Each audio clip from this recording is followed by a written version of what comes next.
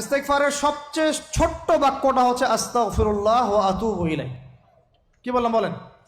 আস্তাগফিরুল্লাহ ওয়া আতুবু ইলাইহি। এইটুকু পারা যাবে না? দিনে কমপক্ষে 100 বার। কতবার? দিনে কমপক্ষে 70 বার বা 100 বার। দিনে কমপক্ষে 70 বার বা 100 বার। আরও বেশি পারলে আরও ভালো। ওই যে হিসনুল মুসলিম একটা বই আছে না, বা কিতাবুজ জিকির, কিতাবুদ দোয়া, আল আসকার, এমন অনেক বই পাওয়া যায়। এই বইগুলো কিনবেন, ওখানে দেখবেন অনেক জিকির আজগার দেওয়া আছে, দৈনন্দিন জিকির আজগার দেওয়া আছে, তাসবিহ তাহলিল দেওয়া আছে, সকাল সন্ধ্যার মাসনুন দোয়াগুলো দেওয়া আছে। এগুলো মুখস্থ করেন। কিছু হলেই হুজুর দোয়া করে দেন, হুজুর ফু দিয়ে দেন, হুজুর পানি পরা দেন। আগে হুজুরের উপর ডিপেন্ডেন্সি কেন? নিজে আল্লাহর কাছে চাওয়া শিখেন। সেজদায় গিয়ে আল্লাহকে বলেন, আল্লাহ আমার অসুস্থ, আমি অসুস্থ, আমাকে শেফা দাও।